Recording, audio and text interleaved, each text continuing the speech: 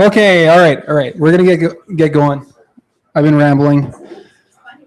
So my thanks everybody for coming out. It's been a great turnout. I know super nice day out, and summers are usually really slow for us.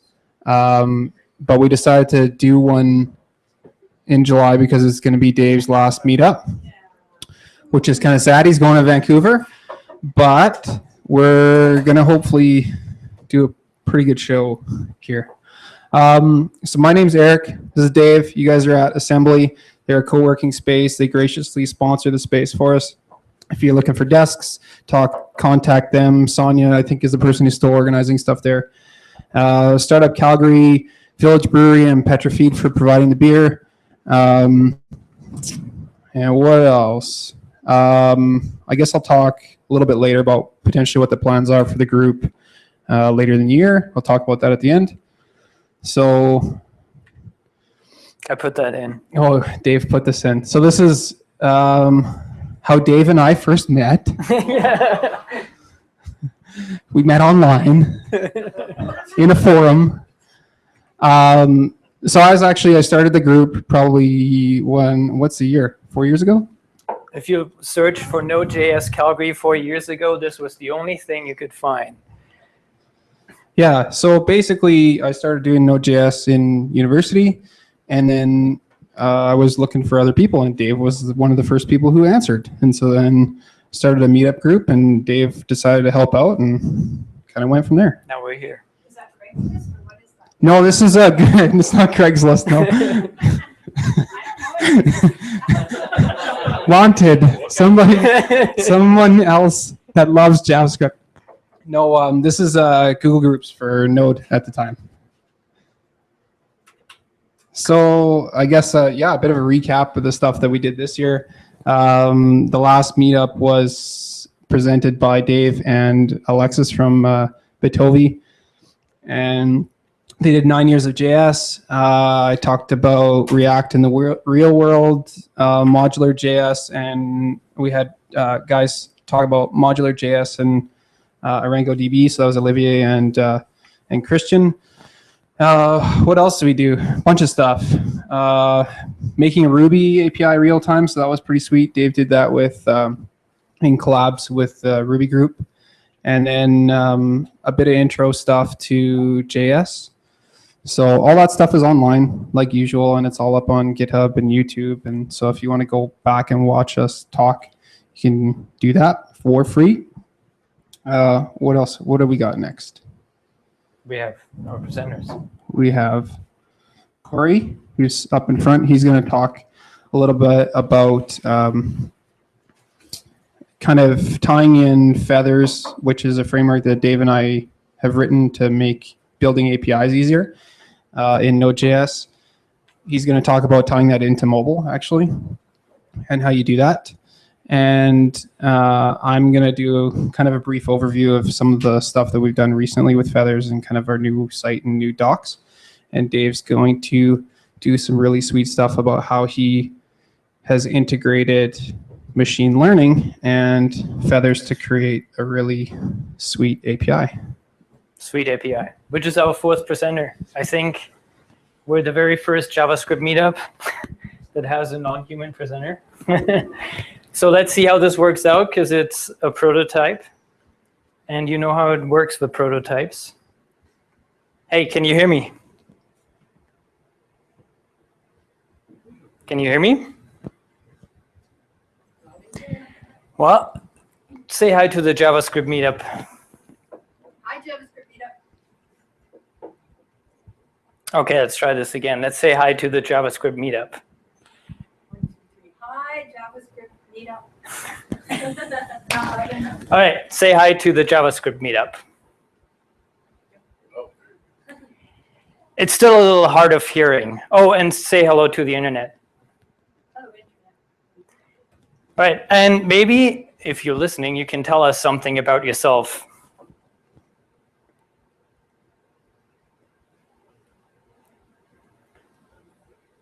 Well, it's sometimes a little bit hard of hearing.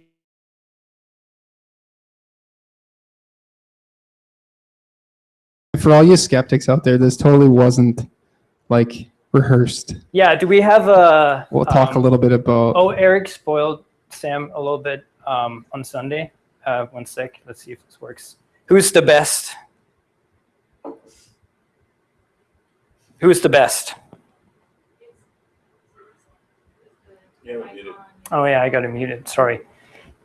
Never mind, let's try something else to make sure that it's not scripted. Somebody else ask about the weather, or you can if you want to. So who wants a city anyway? Which It was already listening. Yell out a city. Yellowknife. What's the weather in Yellowknife?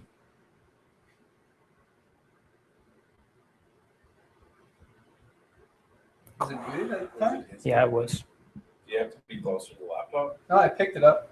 It's the problem is with the mic. Sometimes the voice recognition is really terrible. Let's try it again one time. For real. Okay. What's the weather like in Yellowknife? Where is this? Yellowknife, right? Did get Yellowknife, Yeah. but I don't know where this is. Anyway.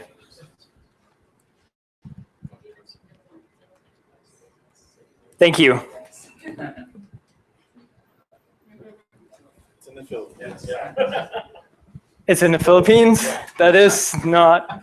So the weather app we hacked. This might actually be our fault because we hacked that together on Sunday. So In like 20 minutes. yeah. But yeah, this is the app that might talk a little more about later on. It actually did quite a better job than I expected to. It's using the HTML5 speech API, which is good, but not that great. So in order to offset that, there's a, see here, there's some pretty funny things. API witches. It's using the speech API, and then to offset the crappy speech recognition, natural language processing algorithm that I converted to use the neural network that we talked about in January, which we unfortunately don't have a recording of, but maybe we'll get a chance to talk a little bit about that later. But first, this thing obviously is built with Feathers, Brain.js, and the Node natural language processing, and the HTML5 speech API. And like we said in the description, we're going to talk about Feathers again. But first, let's talk about Express. Who is familiar with Express? Okay, almost everybody. I think actually At least half. Yeah. This is the Node web framework, and it's kind of nice because it's pretty minimalistic. So this is how you set up a web server that hosts the current folder at the root level, and then you can post to the to-dos endpoint, and it'll just reply back with the same thing.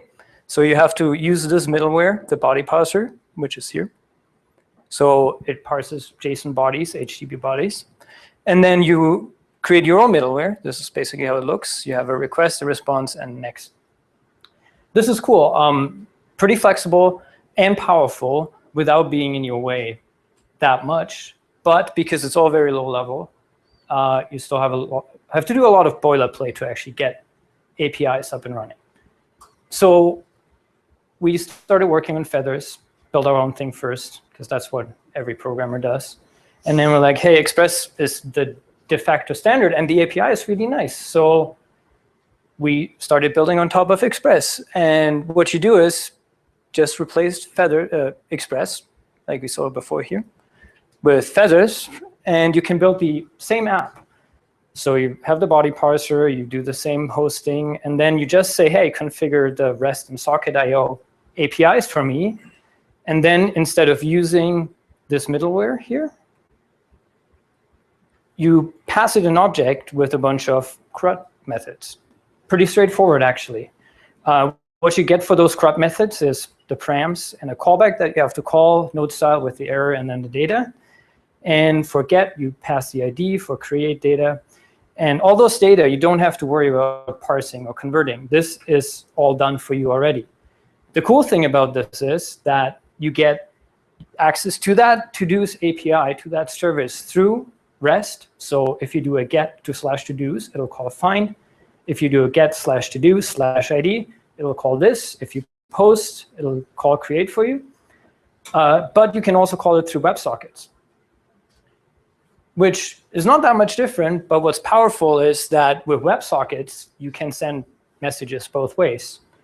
And what Feathers also does for you, and it's just a tiny abstraction. We looked at it again today. It's like, hey, this is like 800 lines of code for something that makes it really powerful to build this stuff really easy. Yeah, with comments and stuff. So it's actually pretty small. So when you call the callback in create or update or remove or patch, it'll send out an event.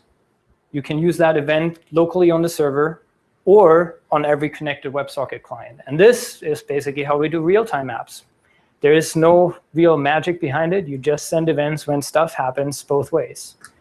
So this was a pretty tiny, small abstraction that makes it really easy and is very powerful. We use it a lot without being in your way and having to learn a lot more than Express. All you need to know when you know Express is pass an object that looks kind of like this. Now, CRUD functionality, we all know it. We've done it 1,000 times. Always looks the same. So why not implement it already, right? If you want a MongoDB backend, well, all you do in here in find is MongoDB collection of find, and you get all your data back, right? So we've done that and made it possible to build a real-time REST API that uses MongoDB as the backend in 10 lines of code without any generators. So this is a plain thing that you can just throw in there and it'll work. And all we do, instead of passing this service object that we would implement ourselves, so you can add any backend that you want, pass this MongoDB instance with the to-dos collection, which will connect to localhost by default. And all of a sudden, you have a full API that works real time and via REST.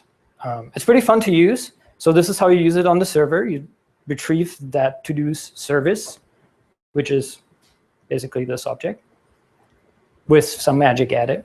And then you can just call .create and pass it an object, and it'll create that to-do on the server. If anybody would listen to created events already, everybody would be notified, hey, somebody created a new to-do. So it's pretty fun, pretty easy to scaffold stuff. With our new version, I think the biggest thing, because before you had to send those events yourself and had to use your own client, is the actual client implementation that you can use with jQuery or request super agent or WebSockets to connect to a service and use it just like this, just like this down here. So on an HTML page, we would say, hey, create a new socket. We loaded socket.io here. That socket will connect to our local host that this page is hosted on. And then you could also pass a URL in here, which is kind of cool because you can, WebSockets allow you to connect to other servers, so you don't have cross-origin problems. You can just say, hey, connect to this Feather server that somebody else wrote. So that's pretty helpful. And then you say, hey, Feathers configure Feather socket.io using this socket and retrieve the to-do service and listen to events. So here's a to-dos on created, console log on browser, and then create a new one. Yeah, this makes it really cool to take it, put it into your whatever app. There don't need to be real adapters, right? You can use that with React, Angular, jQuery, whatever, anything that basically supports JavaScript. I think you wanted to go over the jQuery example, right? Yeah, we can take a quick peek at Let's the jQuery take stuff. a quick peek at the jQuery one.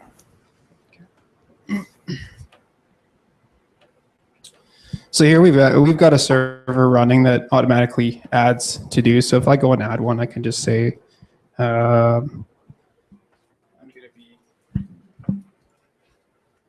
drink some beer tonight. I'm gonna have that, and pretty basic. I mean, we just basically pulled from to do MVC, same idea, but we created our own. Oh, do you want to pull up the version. endpoint? Oh yeah, endpoint? sure.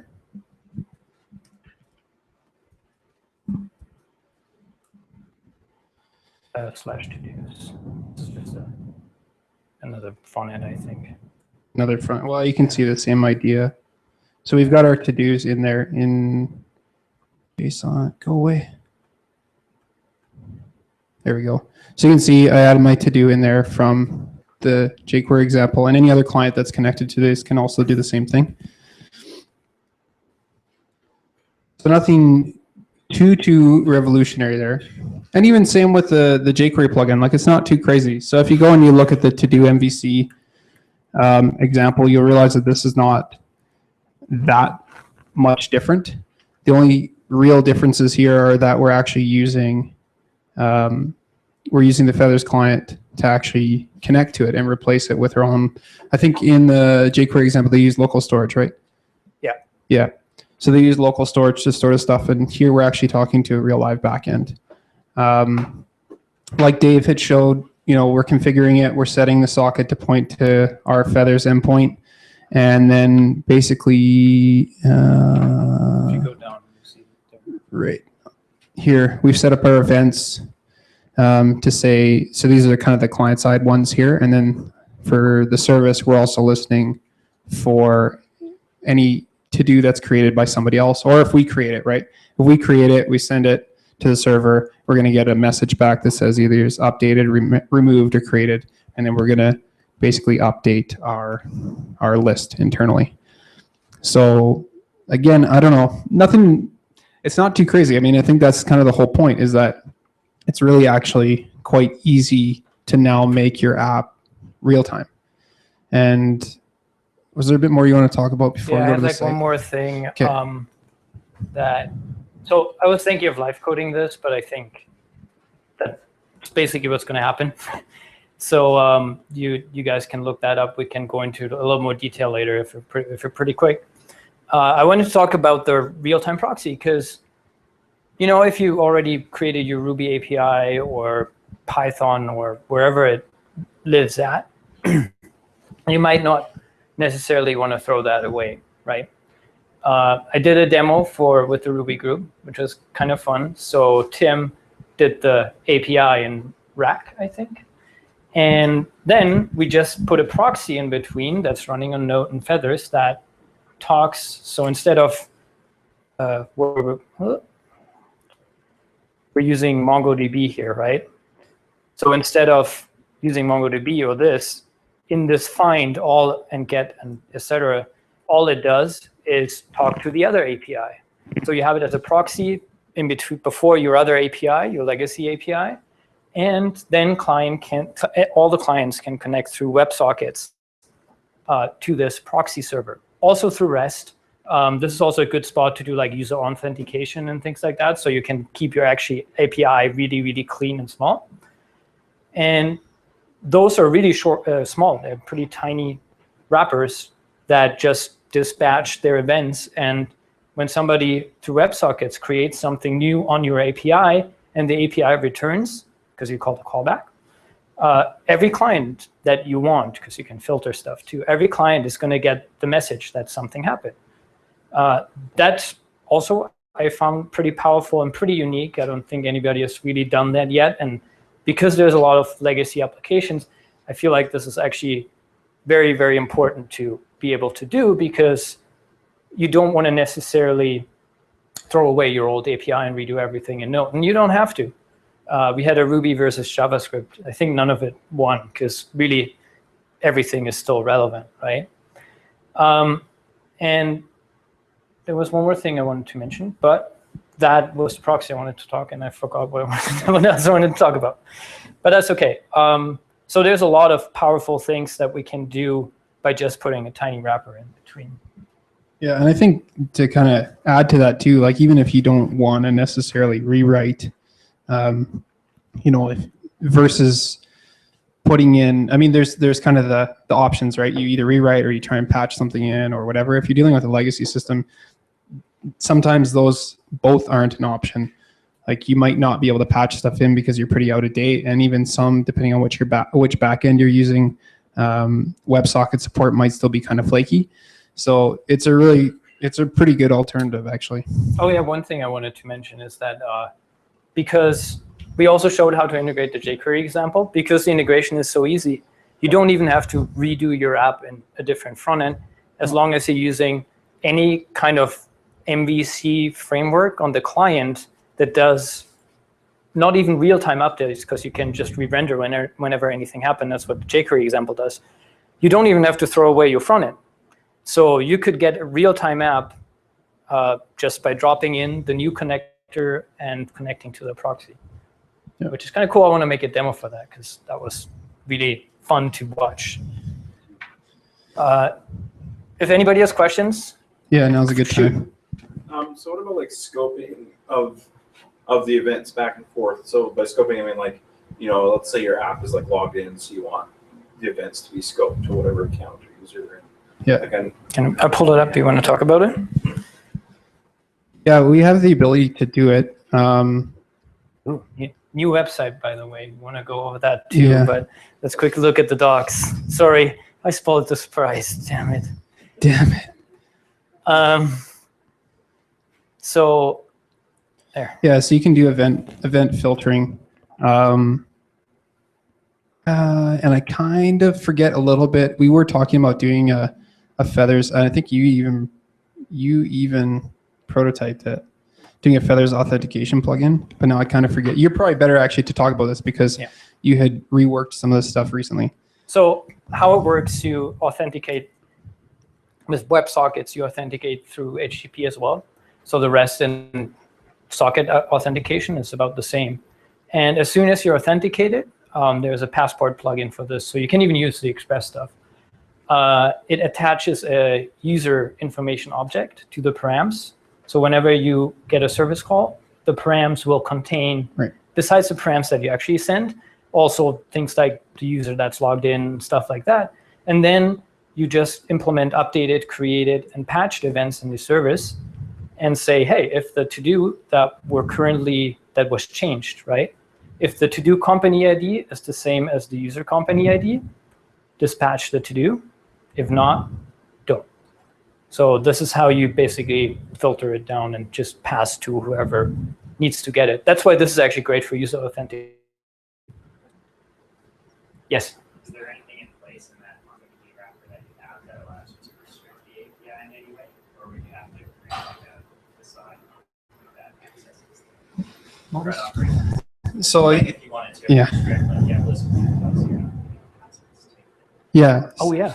Yeah. I wrote about that too. Yes. Okay, go ahead. So the question was, is there any way to kind of, well, I think there's actually maybe even two parts to what you're getting at. One is there any way in a service to actually disable kind of HTTP methods or like methods that are available?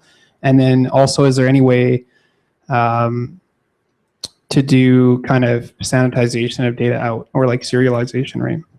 And so, yeah, there totally is.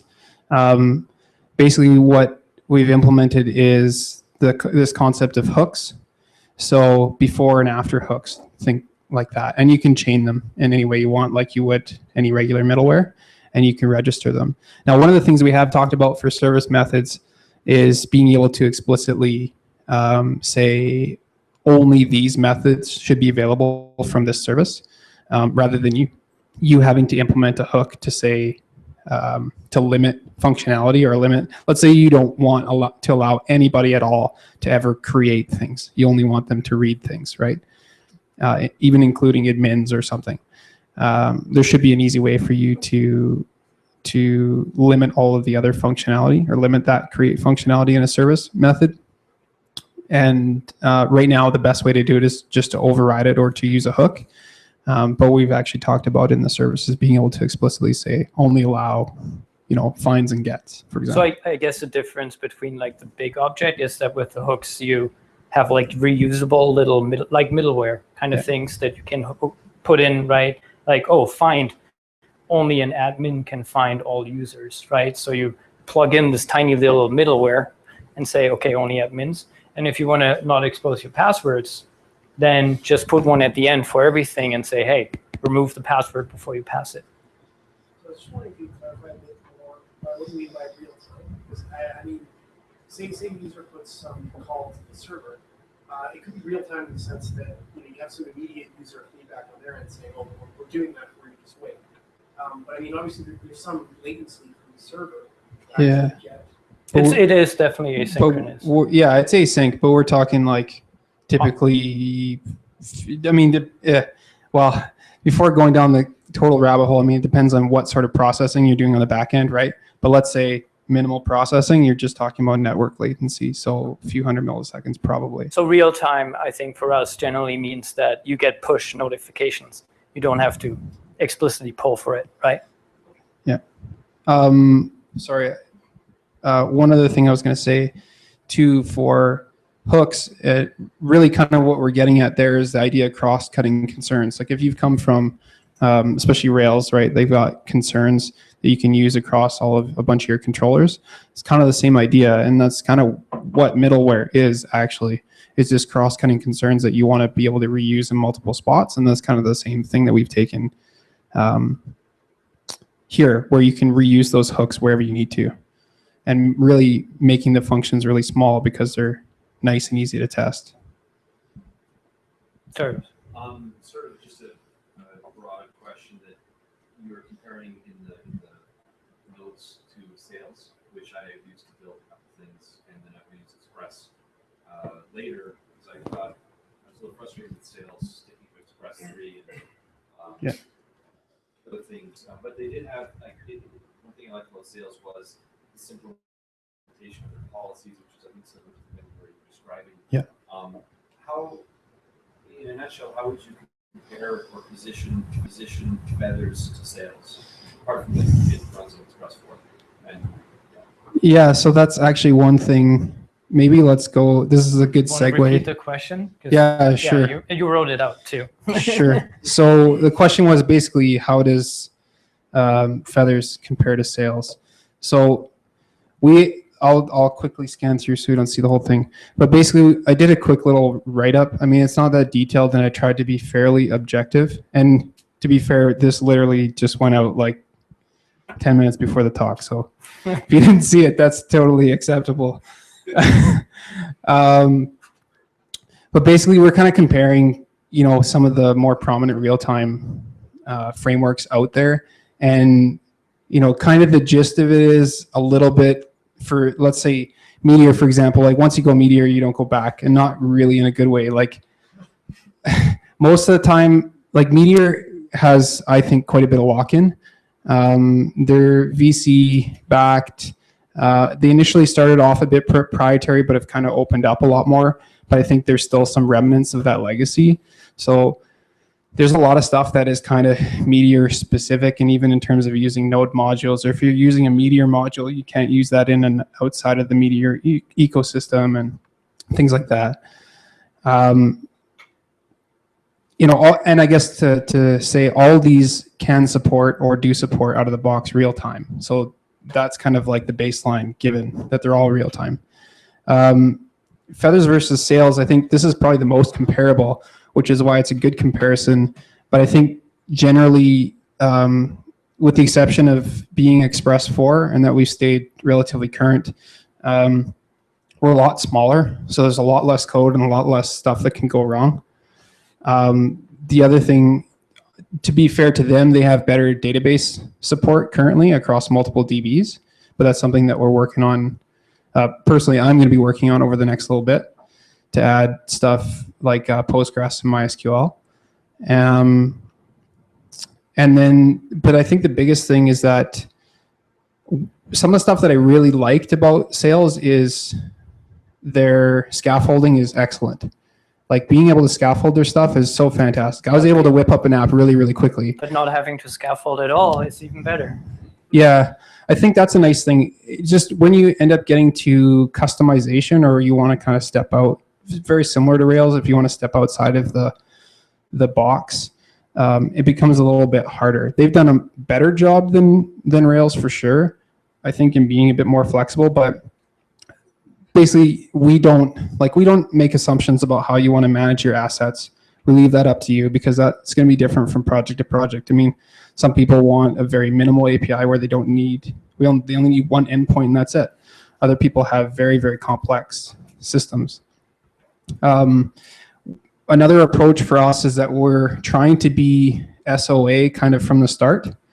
one of the things that we've been working on is actually being able to set up apps so that they are more siloed, so that you can have a user's app, for example, and scale out your user's app where it only is concerned with that, as opposed to having to have one monolithic app and then figure out how to split it up later, making it really easy for you to start with SOA. So service-oriented architecture, if you're not familiar, basically a bunch of small little apps that talk to each other, making it really easy for you to do that from the start so that it's not so much of a pain if you end up scaling. And I think the big one too is there's still a lot of JSON config files. So even when you define policies and stuff, you end up defining them kind of as a big like config file. And we kind of, and I think this is a bit more of a personal taste, but we have a preference more for discrete individual modules so that you could break them up or install them separately without having to define them in your config file, for example. Does that make sense? I think one more thing is that it's, I guess, a philosophy difference. I don't know who's seen Olivier talk about the Unix philosophy. Express is built around this like one specific concept of middleware, and they decided, to flesh that concept out, and then people can do whatever they want with it, right? And everybody should build small reusable modules for their specific tasks. And this is the same idea, kind of like instead of middleware, you have a service, and that's all there is to it. There is no ORM that you have to learn, no policy configuration file. It's really up to you, and that's, I feel, is closer to how Express is intended to be used as well. It's developer taste, I think, because sometimes people give me the whole solution and I just want to build it, right? But Node specifically thrives on reusability and small modules. And the fact that you don't have to, you could use your hook middleware in your other applications as well. It's not limited to this. Yeah, I think that's kind of the other thing too, is like I tried not to repeat myself necessarily in those comparisons, but what really kind of sets us apart is the size of the code. And the way that I look at that is more like it's easier to maintain. When you got less code, it's easier to maintain and there's less bugs. So because it's a lot smaller and we're a small team, we're always looking for more contributors too. But because we're a small team, it's a lot easier for us to maintain that and keep it up to date. It's a lot easier to reuse. And like Dave was saying, like you don't have to learn a bulky ORM, for example. We just use a combination of hooks and these basic service methods. If you like ORM, use your own. Yeah. So I think like definitely, and I tried to be somewhat fair, is that I think sales is definitely more of a personal taste. I like the approach that they have taken, but we've also we like to take a little bit different approach as well. So this existed, backstory, this existed because nobody took that approach yet, not because we wanted to develop our own framework. Yeah. I've been dragging this idea around since I wrote my thesis 6 years ago. There it was in Java, but it was the same concepts. I never did anything with it, and finally got the chance to collaborate and actually build something kind of cool on a new platform together and make it something different. Yeah. And a bit of backstory too around, it's really funny. Like I think that's sort of a testament to working on stuff full time. But also we probably started prototyping Feathers before sales was public, that's for sure. And same even with Meteor, really. I remember when they first came out, we're like, hey, we're kind of working on something similar. Let's see how these guys are doing it. So they've all kind of just evolved at their own pace and also with, I think, pretty different mentalities. Like I would definitely say sales is your stop for when you're ready, when you want to get up and running, and you're, especially if you're more familiar with Rails too, and you want a bunch of that stuff like the ORM. If you're looking for a bit more flexibility, then we're probably a better fit. But okay. Anyway, let's stop here because we could probably talk longer about that. Maybe we can later on. You're welcome to stay. We bought lots of beer. Should we take a break here before it's demo time? Sure. Yeah, let's do that. 2, maybe 3 demos. So yeah, let's do a quick break, fill up, and come back in 10 minutes. Sounds good. How do I share my screen? So Technical. Eric already went over the jQuery one, right? And basically, this is how we'd use it with any other client-side JavaScript framework. A nice Do you thing want is, to pull up the React example? We don't have to code it up, but we can even just explain how stupid easy it is. okay, so yeah, one thing is, with any JavaScript thing, you can talk to other node servers and stuff like that. Corey's going to do a demo, both Android and iOS, or just Android. iOS? Android? Okay. So Corey's going to do Android demo, which connects to the same backend as this one. If anybody wants to pull it up, you can. Go to todos.feathersjs.com. Yeah, go to todos.feathersjs.com. You see a little bit of a simpler UI, but that one's mobile. you can mess with our presentation. This went through some hardening, so if anybody wants to know what happens when your framework that has a real-time chat app on the front page gets posted on Hack and Use and Daily.js, go talk to me. People do a lot of weird stuff, but I think we managed to make it pretty good. So if you try to do too much funny things, you'll get kicked out of the channel. The internet trolls came out full force. Yeah, it was interesting because for one day we were just like, okay, oh no, now they're doing that. Let's try and fix that. So it was pretty fun.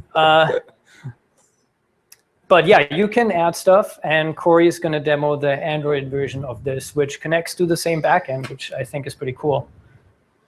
And while Corey's going to set up, I'm going to put a bit of the go over the React one. The salesy hat on. Oh, what? No, just talking about like why, a little bit why some of the advantages. I mean, even though I helped build it, I actually worked with Corey. And that's kind of how he got intro to it. So maybe he'll kind of tell you his experience with Feathers as well. But him and I worked together, and we were under very short timelines all the time. And it was an existing Express app, and I probably converted it. I mean, some parts were pretty gnarly, but I probably converted it over in a couple days, maybe 1 or 2 days, moved it over to Express. And that included fixing up a bunch of their existing middleware so that it followed proper kind of convention. And I think the thing that surprised me the most is that, and we put it up there on the site, but we were literally able to get prototypes out in minutes.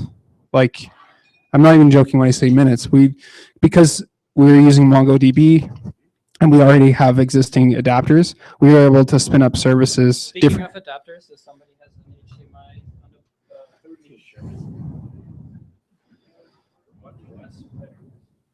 Thunderbolt.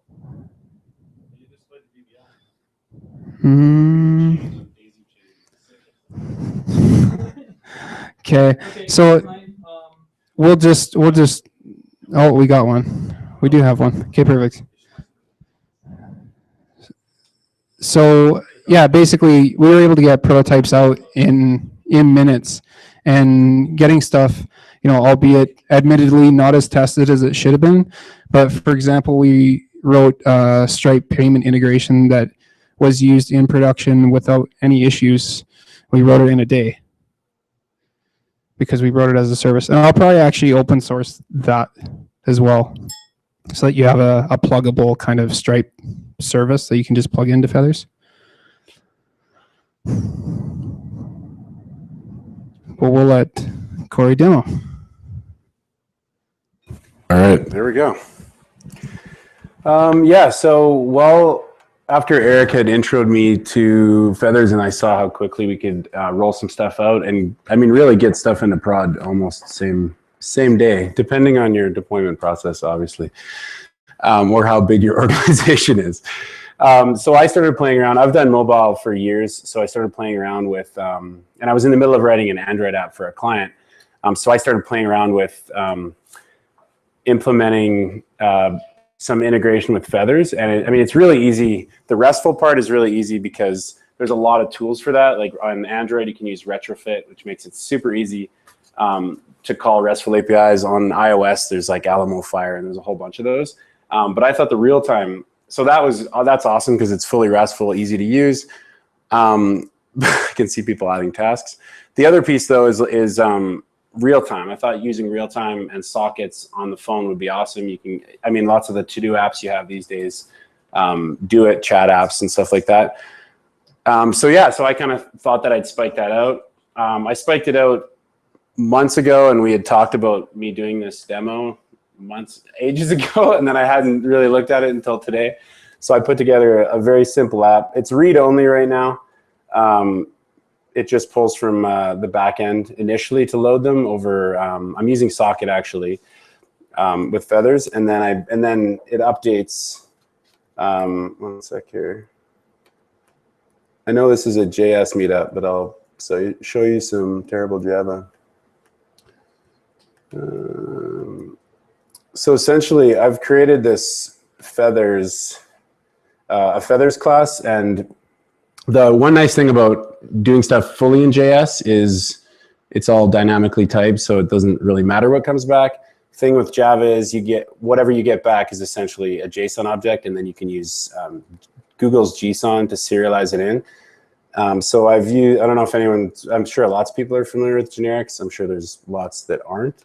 But essentially what this does is allows you to create a Feathers service just like this, very similar to the UI, passing in what kind of class I know is going to be coming back either in a collection or singularly. And then this essentially is the path to the service. So if you could have users. I mean, we kind of did versioning on it. So we had API/v1/users. That's what would end up going in there. I've set up very simple find, hands me back a list. This is done over Socket right now, but I also had an option where it was configurable and you could basically say what your preference was for any of that stuff.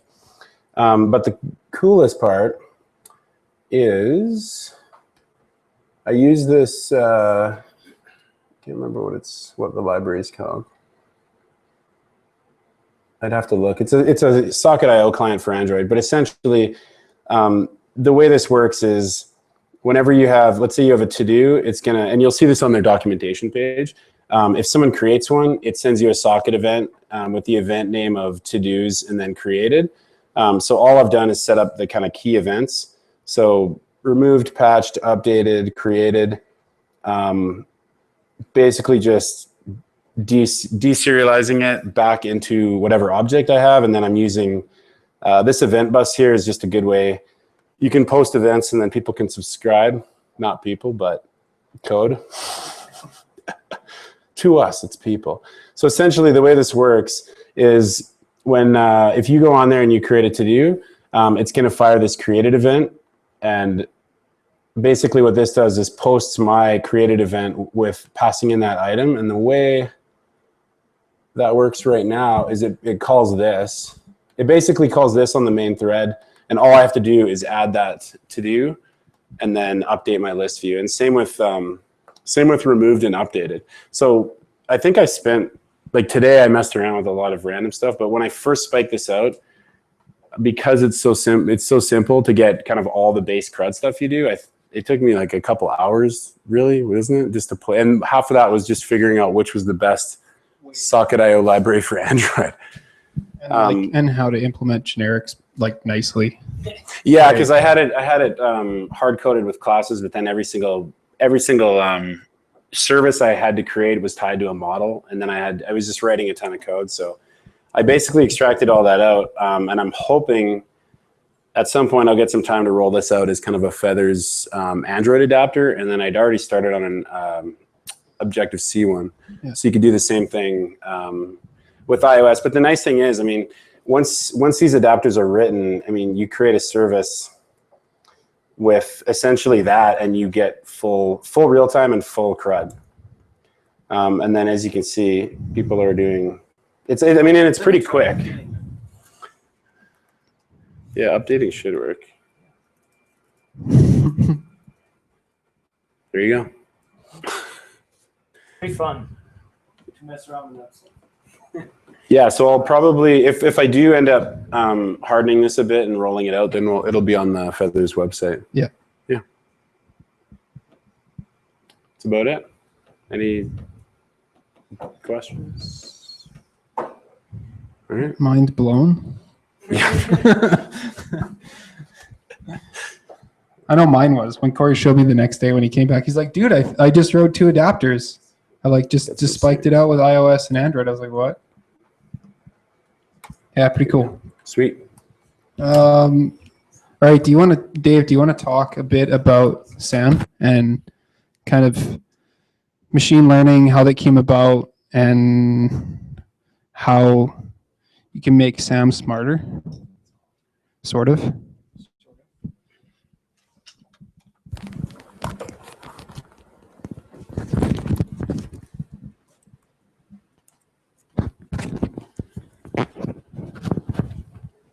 Sam was a little shy today. I think it's kind of stage fright. It's the first time that it's actually been up.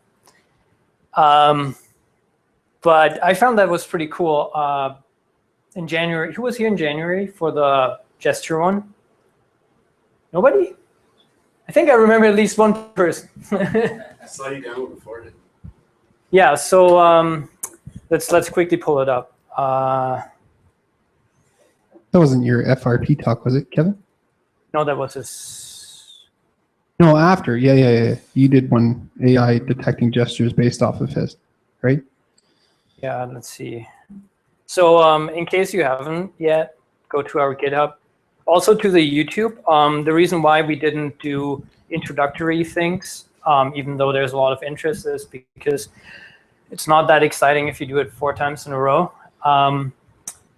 And also the videos are up online, and we patted ourselves on the back once we watched it, and it's like they're actually not that bad.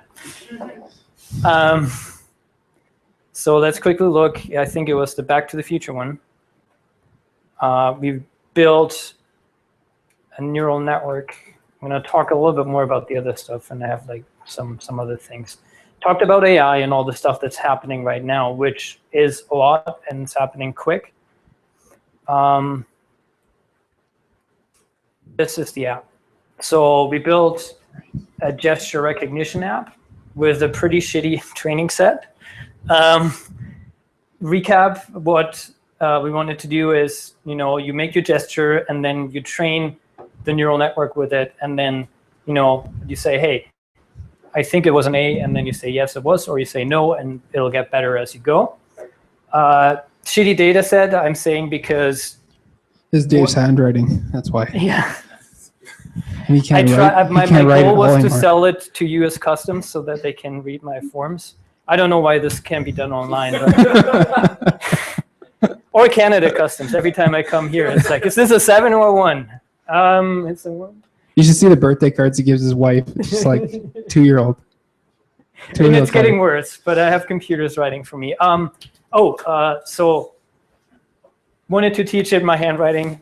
Shitty data set because A, it's mine. B, usually you do some pre-processing with your data in order to give the neural network that can learn some better idea what's happening. In this case, we just took the touch points we got, normalized them, and threw them at it. And it actually figured out pretty well how this is supposed to work. Now, Sam is using actually the same network, but on natural language words. So you're pretty free in how you word your things. If it closely resembles an action that you taught it before, then it'll try and figure out the closest guess. It works scary well, and it's actually kind of fun teaching a computer new things. Eric was like, we spent pretty Sunday afternoon, so I hope we'll get more people to do that as well.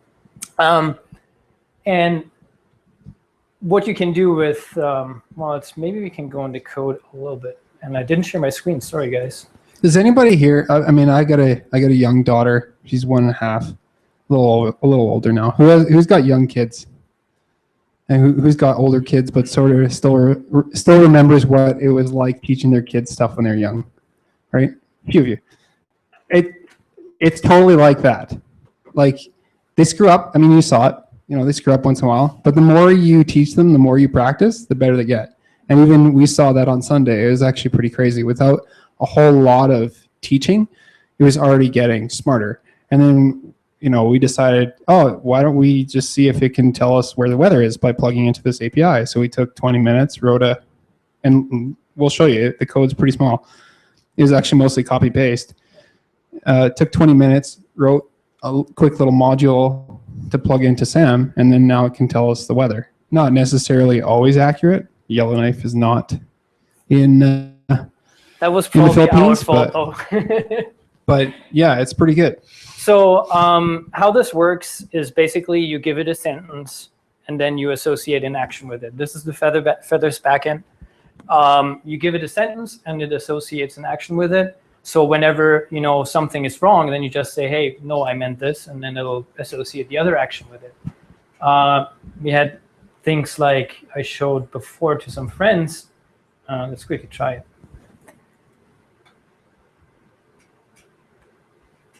Can you play some music?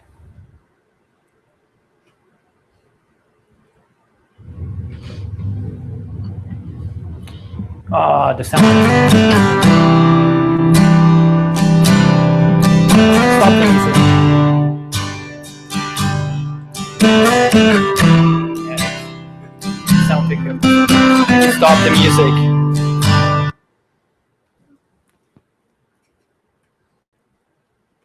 That you can do some pretty cool things. And I think like what I've realized and noticed, because I've done a lot of research on like AI in general, is that it's kind of this black box that, right now about 5 companies have a monopoly on.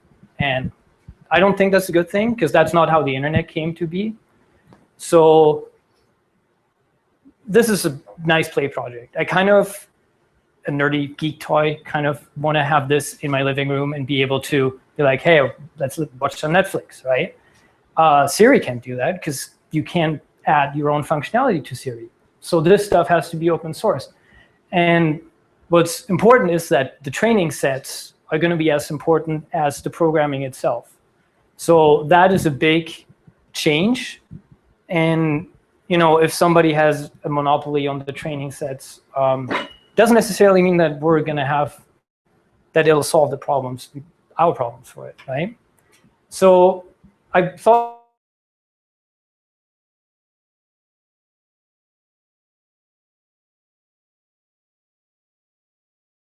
you guys can play with it, add new features. Let's quickly look at one. I was thinking about live coding one, but I think it's kind of, yeah. So here, the about action, for example, right? You say, hey, when you get the about action, which if you look at this, at what we learn, it's right here. Let's make it a little bit bigger. This is the about action. So whenever you say something that somewhat resembles this sentence, it'll pull up this plugin. And then it just adds a IAM text and pulls the package description, which is this, which we already saw earlier today, and then spits it out and puts it on the screen. The music is a little different. Basically, you use an iTunes Node library, and just, whenever the music action comes up, because I taught you what the music action is, check if, we have pause or stop in the sentence. This is pretty cheap. Like, there's better ways to do this, but why not make it close to working? Then stop the music, otherwise play it. This was our friend's bands that I actually did the first Meet Sam talk. So it's fun. Teach it. Yeah, and you can teach, of course, teach it new band names. And the thing with this is the plugins are important and what everybody does with it are. And I hope, as fun as it was like when we got started, it's actually quite fun to teach a computer new things. Almost more fun than programming. And that's what I want to talk about. Now, let's talk about programming, actually. Android and iOS, real-time to-dos. Let's talk about programming. Let's talk about the beginning of programming. Gorilla. In 1959, Grace Hopper, if you've seen me before, you know I'm a fan. Thought that, instead of putting instructions on punch cards, you should really have a conversation with your computer. And so they went and started the standard for COBOL. It's Common Business-Oriented Language. And it's kind of like having a conversation with your computer, which is nice. Where's my, sorry. This is COBOL. Was developed in 1959 with Grace Hopper as the lead engineer. And it's, it's kind of, you kind of know what's going on, even if you're not a programmer. You say, hey, display enter first number, okay, and then accept number 1, second number 2, and then enter an operator, plus or times. And then if it's plus, then add them and put it into result. If it's times, then, multiply them and put it into result, and then display the result. That was quite a change from punch cards. I looked, the average MP3 song right now needs about 65,000 punch cards to actually hold it. So things have quite changed a little bit since then. The ENIAC that this ran on was the size of this room and the office, weighed in at 30 tons. I did some rough math for the talk research. This phone is 220 million times more powerful than that computer that this program ran on. So since then, yeah, half a century. It's been more than half a century. And, computers help people land on the moon. They beat the chess grandmaster. They beat the Jeopardy champions. They learned how to drive a car. They're detecting cancers. And all the last couple of things have, they came up in the last 2 or 3 years. So this is happening quick. Half a century. And now we can write the same program like this. Yeah. So I showed this to a non-technical crowd, and then we're like, is this any better than this? And they were like, no. And then I was like, well, it's written in Node, and it's non-blocking I/O, and it's the cool thing right now. And the crowd said, oh, if it's the cool thing right now, then it must be better. No, they didn't. Sometimes, I know we get caught up in our work, right? And it's sometimes fun to have technology debates. But sometimes it's also worth taking a step back and being like, half a century, a lot of cool things have happened. The internet connects billions of people, billions of ideas, and programming has not really changed. Yeah, it's more lines of code. So the funny, yeah. So the funny thing is people always say that COBOL was so verbose. It's like, well, this is more lines of code than this. A funny side note, about 50% of all code is probably still, like estimated 50 to 70% of all code is still written in COBOL. Some of it has been running for decades, which is kind of odd for us, right? Because we have to learn a new framework every other week. Some of this stuff has been, putting money out for us for decades, 40, 50 years. That's pretty impressive. So yeah, sometimes I just think it's worth taking a step back. And I'm a big fan of the learn to code movements. I fully support it, and I think it's great. But we can't just tell people that coding is easy and then be like, people realize that it's actually not. And the question is it not easy because 50 years of legacy? Maybe we can do something more about it than just teaching people how to code. Maybe now the computers can learn how to drive a car, which, if you're a Calgarian, probably know is the hardest skill you will ever acquire here in the wintertime. How about we teach computers how to program more so that we can actually focus on solving the hard problems? Because if we're honest to ourselves, I've been doing this for a while, about 10 years. 90% of my work is boilerplate. And if I do the boilerplate in Angular or React or CanJS, it doesn't really matter because it's still boilerplate. Shh, don't give away the secret. So I think now is a great time to actually play with how do we teach computers? How do we, because it's a much more natural thing for us to communicate by teaching. We teach our kids, we teach other people. I think it's like great to have the ability now to teach a computer things and say, hey, computer, this is wrong. Can you do it that way? And it will. And I don't, to go along with your learn to code movement, you know, I sort of agree. I don't think everyone should learn to code, and not because I don't think people should be empowered. I just think we should skip ahead. People have been teaching children for years, and soon, if not sort of already, you can have people teach computers, and they don't need to learn how to code. So in the end, we'll be able to, you know, ask the hard question, program the hard things. I'm not saying it should go away. Will your job be, you know, taken over by robots? Say programmers will never, their jobs will never get taken over, which doesn't make any sense because programming should be the most natural thing for a machine to do, right? But we should focus on, you know, asking the hard questions and the hard problems, not just what the dudes down in Silicon Valley think the problems we have. We've been talking about hard problems like yo and sup. It's just a new thing now.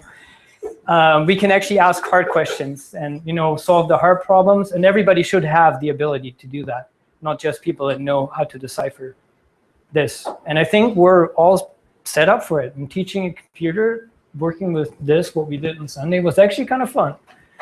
So I hope you want to join me. That was pretty meta, but that's my closing words for my last meetup. So I felt like I could go a little meta.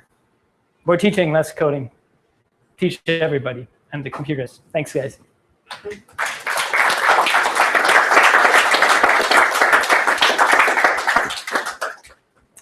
Any questions? Any concerns? I think Laurie wanted to bring something up. Tony?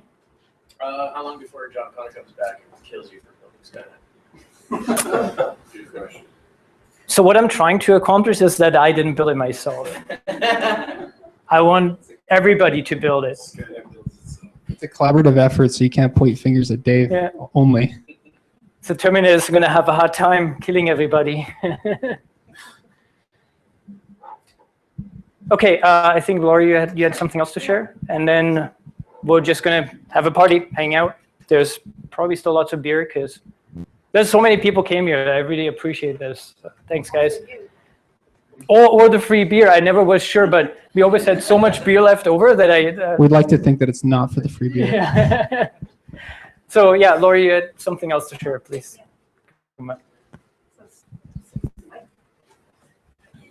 So I've been spending the last few months learning code, and one of the things, and I did an app first in Node.js mean stack, but I just before I went on vacation, I finally published my very first Ruby on Rails app on a DigitalOcean server with some APIs and whatnot. I'm not here to demo it.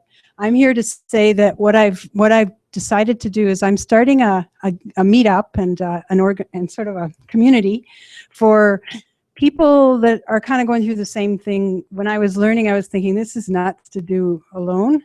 So I am trying to start a meetup. Oh, you sweet. Anyway, it's on this site. It's friendlyroad.com, and my app is called myfriendlyroad.com.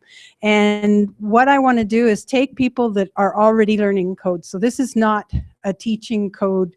There's plenty of resources out there with Treehouse, Code School, whatnot, books. It's not Startup Weekend, thank you. We're on the same page. It's basically people that are nuts, so they're already thick into it. And then rather than going at it by yourself, the object is we'll sit down, we'll set some common goals, we'll work out and collaborate around roadblocks, milestones, and various other things.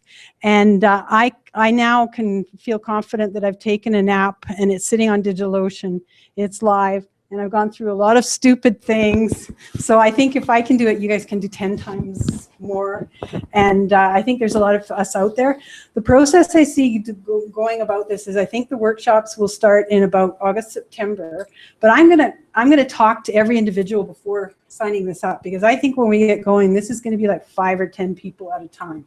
It's not gonna be people that are bored at work and just decided to spend 5 minutes on something, or want it to also be so advanced that they're bored to death. Eventually I see people that are experienced in code probably thinking this is an interesting puzzle, because even while I was doing this myself, I met up with a couple of people, and I would ask specific questions like, how do you integrate SendGrid to be able to set up a password reset? That's a lot more context to work with somebody than, gee, I'd like to learn code. Can you like sit with me for 4 years?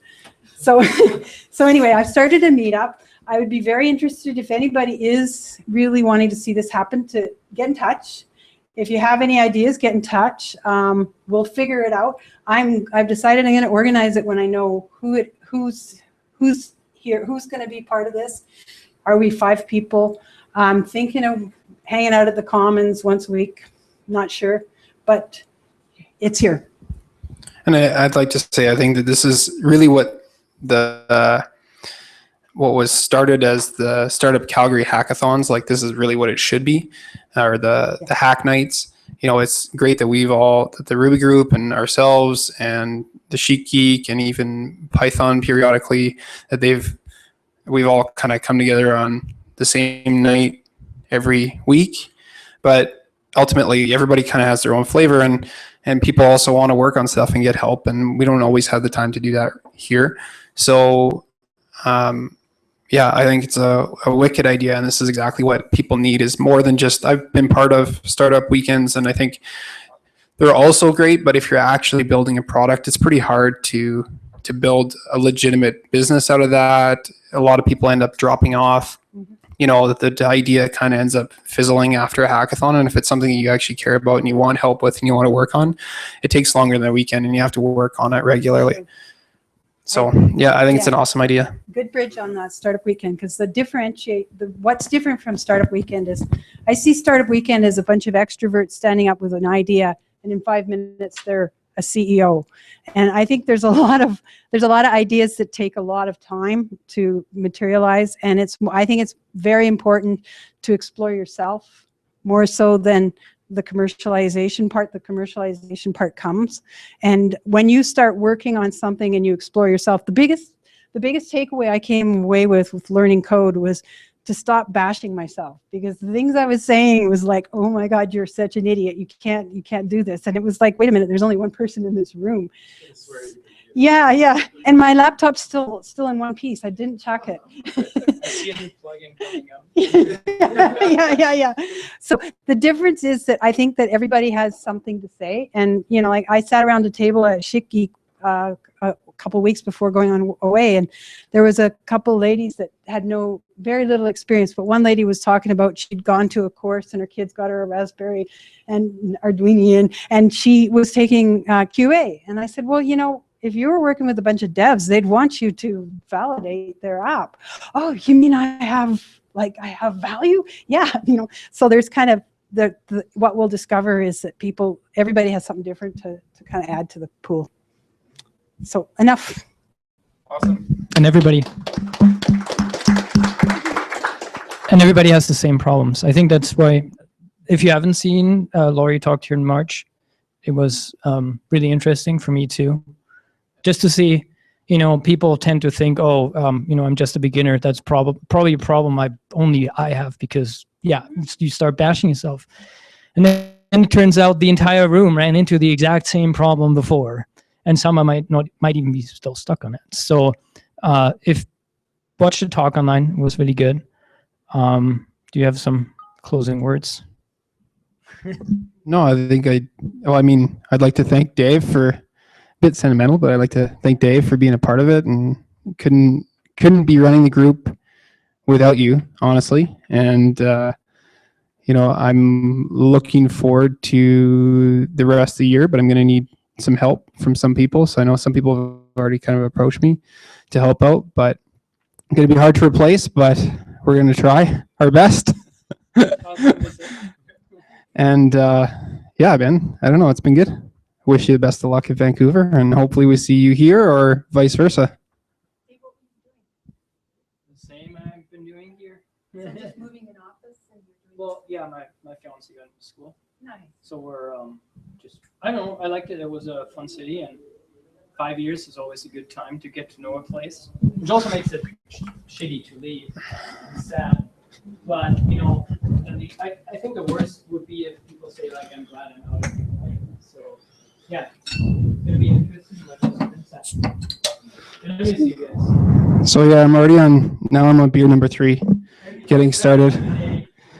But I'd like to raise a drink to Dave and say thanks very much and good luck.